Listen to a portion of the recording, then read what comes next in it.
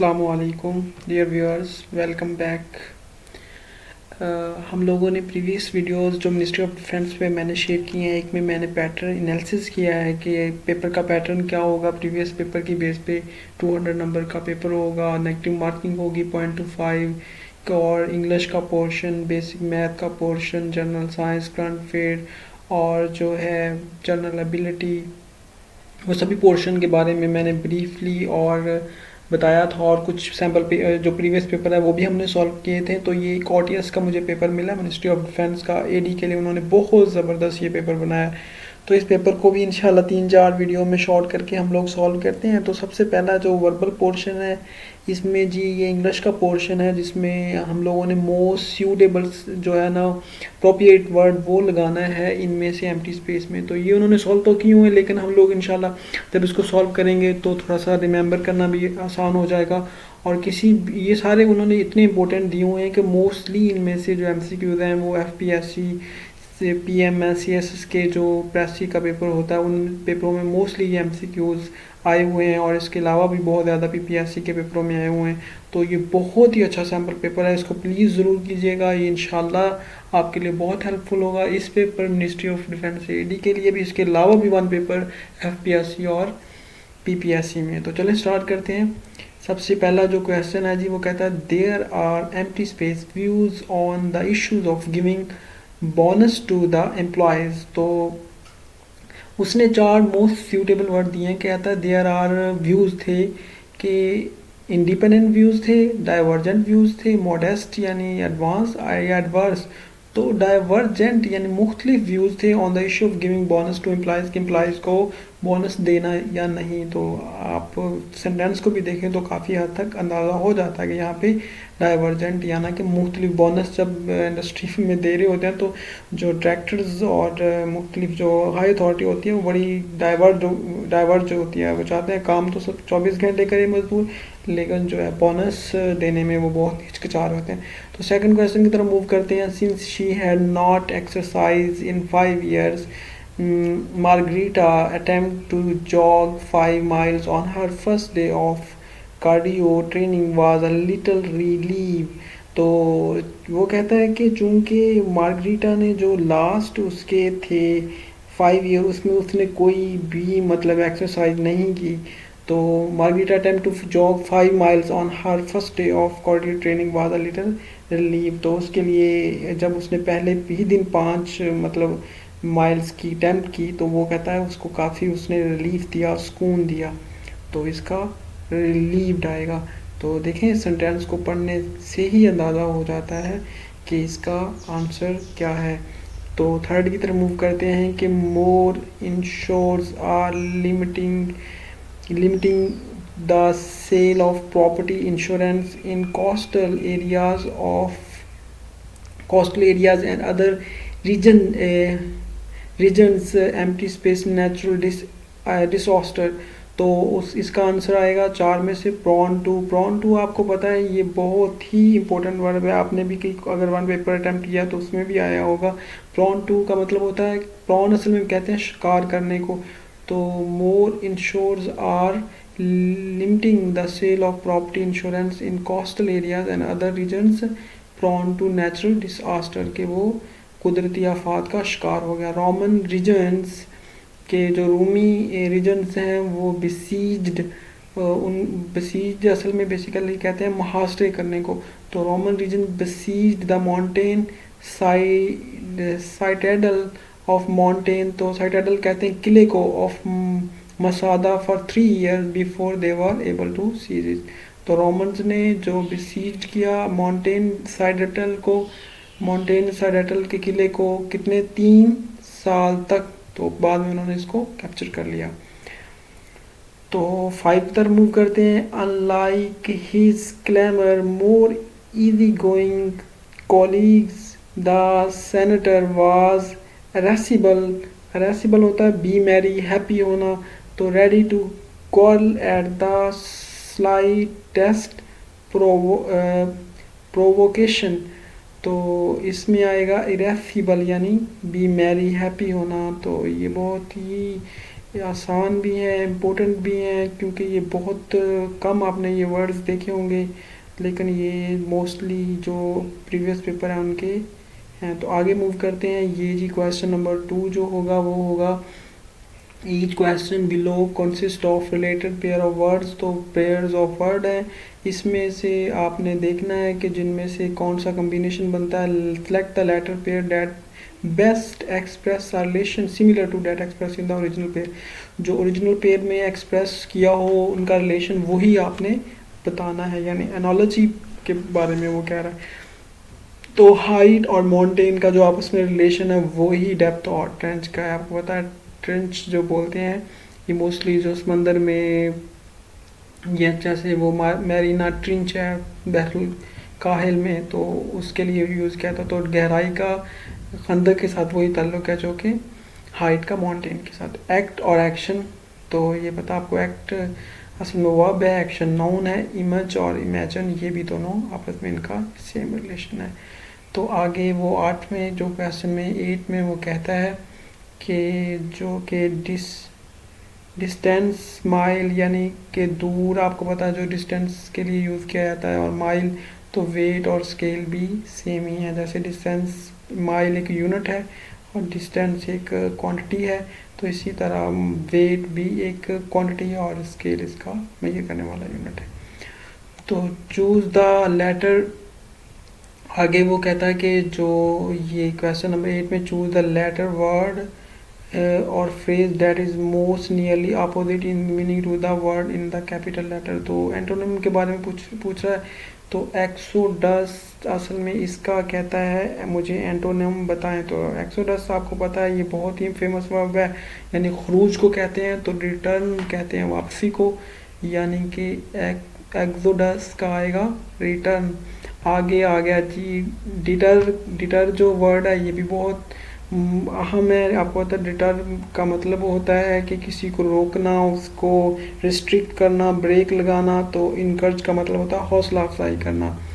तो ये देखें काफ़ी हद तक जो है वो हमें समझ लग रहे हैं। तो आगे भी मूव करते हैं इंशाल्लाह। तो आगे है जी क्विजिकल। क्विजिकल कहते हैं मतलब इंडिकेटिंग माइल्ड और अम्यूज पजलमेंट। तो इसका आएगा अनइक्विवोकल। तो ये इसका है। एक्सपेंड का मतलब होता है आपको पता है फैलाना, कंडेंस का मतलब होता है दबाना, यानी उसको प्रेस करना।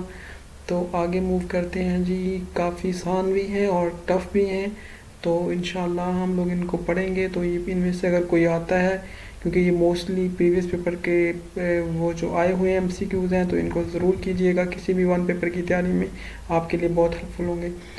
तो choose the word most similar in meaning to the capitalize one. तो अब सिनोनिम के बारे में वो आ रहा है कि पहले उसने एंटोनिम पूछे थे, अब सिनोनिम के बारे में पूछ रहा है। तो पहला लफ्ज़ है कैनी। कैनी आपको पता है कैनन, कैनी बोला जाता है चालाक के लिए, होशियार के लिए। तो क्लेवर है इसका। आपको पता वॉरियर वार से निकला हुआ, तो सोल्जर के लिए है। डिस्टेंस असल में दूर को कहते हैं, तो फार भी दूर को कहते हैं। तो ये तो सिनोनिम बहुत ही आसान लेकिन इम्पोर्टेंट वन पेपर के लिए। फिर रीड द पैसेज। अब पैसेज भी इसमें आएगा आपको पता है। तो एक पैसेज भी दिया हुआ इसने सैम्पल के तौर पे, उसको भी देख लेते हैं ताकि हमें अंदाज़ा हो जाए किस तरह का पैसेज आएगा। The explosion of a star is an awesome event. के जो किसी भी स्टार का मतलब धमाके से फटना, वो कहता है बड़ा ऑयसम इवेंट है। The most violent of these cataclysm which produce supernovae probably destroys a star completely. So within our galaxy of roughly 100 billion stars, the last supernova was in 1604. तो नीचे क्वेश्चन भी देख लेते हैं, और क्वेश्चन से हमें अंदाज़ा हो जाएगा कि वो असल में बेसिकली कि इस क्वेश्चन में पूछना क्या चाहता है। तो पैराग्राफ को पढ़ना थोड़ा सा आसान हो जाएगा। सबसे पहला क्वेश्चन है जी according to the passage our observation novae are hampered by their extreme brightness. तो कहता है इसका आंसर क्या है। तो इसका आंसर है जी, अगर हम पैरा को पढ़ें तो हमें पता चलेगा कि जब according to the passage our observation of nova hampered by their extreme brightness. तो यहाँ पे उसने वर्ड यूज़ किया हुआ है। अगर थोड़ा सा और मैंने भी अभी ये वर्ड पढ़ा था, तो विद इन गैलेक्सी ये नोवा आ गया। On the order of 25 nova occur in our galaxy every year, but only 2 or 3 जो है novas and dwarf nova on the order of enough to be observe. तो इसके बारे में वो कह रहा, तो कहता है जब ये नोवा मतलब एक्सप्लॉयड होते हैं तो क्या होता है कि एक बहुत ज़्यादा मतलब एक्सप्लोजन होता है। तो इसका आंसर आएगा ट्रीमेंडस वायलेंस। तो इसका आंसर है tremendous violence. The production of supernova तो अकर उसने ये आपको पता, ये पीछे जाएं तो पता चल जाता है पैराग्राफ में कि सुपरनोवा की जो एक एक्सपेंशन है वो उसकी डेट उसने दी हुई है, शुरू में ही पैराग्राफ में दी हुई है। तो ये देखें, पैराग्राफ को पढ़ने ही से आंसर आने लग जाएंगे आपको। तो नीचे और मज़ीद देखते जाते हैं, हमें समय लगती जाएगी इंशाल्लाह। तो by the term new star the author mean one that he has recently gain in the mass. पूरा पैराग्राफ पढ़ेंगे तो हमें समझ लग जाएगी। Not previously Ryzen above the horizon. तो ये इसका आंसर आएगा। Which form the following statement true about the Nova and dwarf. तो अगर हम इसको पढ़ें तो हमें पता चल जाएगा इनमें से कौन सी है। तो पैराग्राफ को एक दफ़ा पढ़ेंगे इंशाल्लाह तो आप लोगों को समझ लग जाएगी। तो आप प्लीज़ को स्टॉप करके पैराग्राफ को अच्छी तरह पढ़ लीजिएगा। तो इसके बाद इंशाल्लाह आप इनको क्वेश्चन को सॉल्व करेंगे। आंसर भी नीचे दिए गए हैं, आप आसानी से सॉल्व कर लेंगे। आगे जी कुछ वर्ड्स के मतलब आपस में रिलेशन है कि बर्ड और नेस्ट का जो रिलेशन है वही बेवर का डैम के साथ है। तो आपको पता है जो बेवर होता है ये बेसिकली ओदबल यानी ऑल को बोला जाता है। तो इसका रिलेशन जो है वो उसी से है, डैम के साथ। तो जो बर्ड का नेस्ट के साथ है, डॉक्टर का हॉस्पिटल के साथ है, जो प्रोफेसर का कॉलेज के साथ है। तो क्वेश्चन नंबर 23 की तरफ आगे मूव करते हैं कि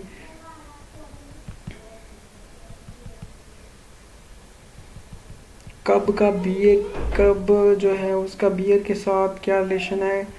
तो वही पपी का डॉग के साथ है कि यानी जो कब होता है ये बियर का बच्चा होता है, और पपी जो होता है आपको पता डॉग, छोटे डॉग को कहते हैं।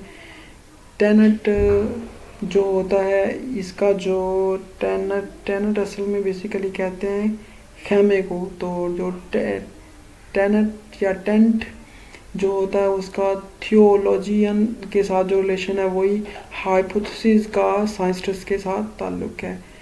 तो टेंट आपको पता खेमे को कहते हैं, और थियो जो लॉजियन होता है ये कहते हैं पर्सन और हु इंगेजेस और एन एक्सपर्ट इन थियोलॉजी। तो उसको थियोलॉजियन कहते हैं। तो टेनेट का जो लफ्ज़ है, सॉरी ये टेंट नहीं है, ये टेनेट है। टेनेट का मतलब होता है अकीदा। तो थियोलॉजियन यानी जो बंदा एक्सपर्ट हो किसी में तो उसको थियोलॉजियन कहते हैं। उसका जो रिलेशन है वही हाइपोथेसिस का साइंटिस्ट के साथ है। तो प्लीज़ इसको करेक्ट कर लीजिएगा, थोड़ा सा मिस्टेकनली मुझसे गलत हुआ तो माजरत ख़्वाह हूँ इसके लिए। आप प्लीज़ इसको करेक्ट कर लीजिएगा। बैडमिंटन का शटर को के साथ जो ताल्लुक़ है वही हॉकी का पक के साथ है। तो आपको पता है जो पक होता है ये हॉकी में होता है a black disc made up of hard rubber। तो इसी तरह वो आगे कहता ऑसिलेट का पेंडुलम में ऑसिलेशन आपने वर्ड सुना होगा, तो पेंडुलम भी सुना होगा। तो पेंडुलम का जो ऑसिलेशन के साथ है वही रिवॉल्व का व्हील के साथ, यानी व्हील रिवॉल्व करता है, पेंडुलम ऑसिलेट करता है। ये तो आसान भी था और इजी भी था। स्पेक्टेकल और जो विजिबल का आपस में रिलेशन है वही साउंड का ऑडिबल के साथ है। तो आगे है जी हैमी का डैमी के साथ जो रिलेशन है वही क्वाड का टेट्रा के साथ रिलेशन है। आपको पता है जो वर्ड हैमी है इसका मतलब होता है अलग, और डैमी जो वर्ड है इसका मतलब होता है डमी जिसको बोलते हैं partially inferior degree, half size जो होता है डमी भी जिसको बोला जाता है। तो इसका आपस में वही क्वाड का टेट्रा के साथ रिलेशन है। तो इंशाल्लाह 30 तक करते हैं, फिर नेक्स्ट वीडियो में करेंगे ताकि आप लोग भी बोर ना हो। तो एवरी का बर्ड के साथ जो ताल्लुक है वही एवरी यानी बर्ड्स, चिड़िया को आपको पता कहते हैं तो बर्ड्स है। तो एक्वेरियम फिश है। तो जो एक्वेरियम है उसका फ़िश के साथ वही ताल्लुक़ है। तो एक्वेरियम कहते हैं मछली घर को और फिश जहाँ भी मछली रहती है। तो लार्वा का अडल्ट के साथ जो रिलेशन है वो ही जनाब